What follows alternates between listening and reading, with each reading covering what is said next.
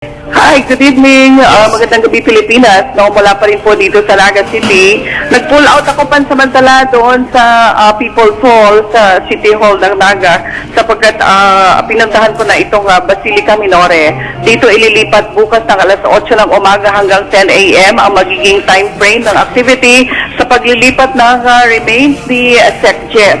So, minabuti natin na this early ay ma-survey na ang lugar at makabisado na natin kung alin ang mga landmarks na maaaring at dapat punta ng ating mga kababayan.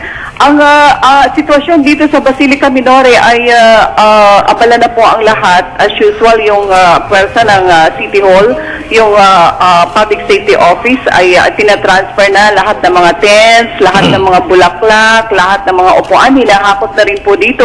Pero hindi pa naman hinahakot yung mga ginagamit pa doon sa wake ngayong gabi ni Secretary Jeff. Ito yung mga panibago na naman na tents kasi ang Basilica Minore ay pagkalaki-laking compound ito. This is around 6-hectare estate na donated by the late spouses Mac Mariano and Irene Mariano. Ito po ay naitayo mga 28 years ago, back in the year 1984. And ito ang nagsisilbing permanenteng tahanan ng patron saint ng Bicolandia, si Our Lady of Peña Francia. And kanina lang sa aking paglilibot ay nakita ko po yung andas nina na ginagamit bilang sakayan niya kapag siya ay naipuprosesyon. Nakaredy na ito doon sapagkat 2 Fridays from now. After this Friday, sa susunod na Friday, first Friday ng September, ay isasagawa na yung translasyon.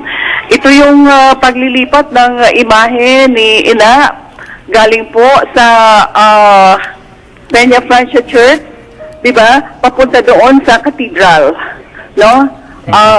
Oo. Pero, From Basilica to Peña Francia, from Peña Francia to Cathedral. And ito yung isa sa mga highlight at hudyat na nagsisimula na nga ang official festivities ng Bicolandia, lalo na dito sa heart of Bicol, ang Naga City. Maganda ang panahon, ang lakas ng simoy ng hangin, pero ito ay sa gabi. Sa araw siguradong kung ganito ang panahon bukas, magiging mainit po ang panahon. And mga kaibigan, dito mas magiging malawak ang lugar na pupuntahan ng ating mga kababayan. Mas marami sila ditong mapagpapahingahan, mauupuan at madadalhan ng kanilang mga souvenirs, mga bulaklak na nais nilang i-alay kay Secretary Jess sapagkat pagkalaki-laking estate po nito. Back to People's Hall, wala namang pagbabago kaano doon. Ang pamilya ni Sec Jess ay nagpahinga muna. Halos maghapon sila galing sa Manila hanggang kanina sa mga doxologies and necrological services na isinasagawa. Wala namang nadagdag sa mga malalaking opisyal na dumating. We presume na bukas ay magsisimula na silang magdatingan hanggang sa maagang bahagi ng Tuesday.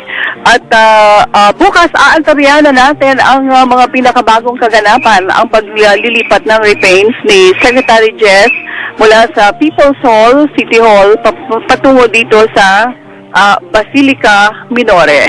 Maganda ang panahon po dito, matao, kasi araw ng linggo ngayon, ang mga mag-anak ay nasa labas. Ito yung araw ng kanilang pagbabanding, kumakain sa labas, nagsisimba, kaya't asahan na mas marami ang dumadalaw kay Secretary Jess.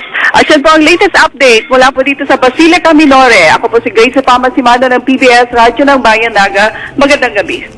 Okay, maraming salamat sa iyo, Grace Refama Simando ng